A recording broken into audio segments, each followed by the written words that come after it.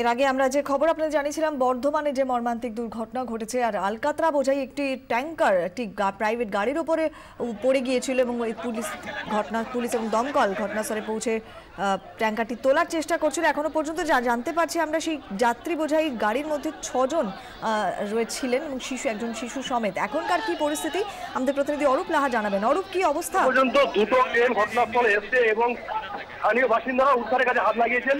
তারা প্রত্যেকেই এবং এখন পর্যন্ত ট্যাঙ্কারটিকে, অর্থাৎ 4 চাকা গাড়ির উপর যে ট্যাঙ্কারটি, অর্থাৎ হালকা বা পিচ বোঝায় যে ট্যাঙ্কারটি উল্টে ছিল, সেটি তোলা সম্ভব হয়েছে এবং গাড়ির ভিতরে গাড়ির ভিতরটা গাড়িটা আসলে চেপটে গেছে। যে তারা যে মানে মারা গেছে এটুকু মোটামুটি বলা যেতেই পারে। এবং স্থানীয় বাসিন্দারা, পুলিশ প্রশাসন সবাই মিলেই যৌথভাবে সেই গাড়িটিকে ভেঙে যে সমস্ত যাত্রী ছিলেন তাদেরকে বের করার চেষ্টা করা হচ্ছে। এখনো পর্যন্ত যেটুকু জানা যাচ্ছে, 2 জন পুরুষ, 2 জন মহিলা এবং 2 জন যদি বাচ্চা ছিল।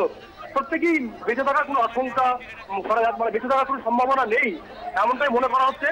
এবং সব থেকে যেটা ঘটনামূল ব্যাপার হলো যে পুলিশ প্রশাসন এবং দমকল বাহিনী এত দেরিতে ঘটনাস্থলে পৌঁছেছে এবং কার্যত বলা যায় পুলিশ প্রশাসনের, পুলিশ এবং জেলা প্রশাসনের একেবারে সক্রিয় না থাকার জন্যই যে এই 6টা বা 7টা ট্রান চলে গেল, এটাকে বলা যেতেই পারে। কারণ আমরা দেখেছি যে ঘটনাস্থল থেকে দমকলের যে স্টেশন, তার দূরত্ব মাত্র মেরে কেটে 3 কিলোমিটারের বেশি হবে না।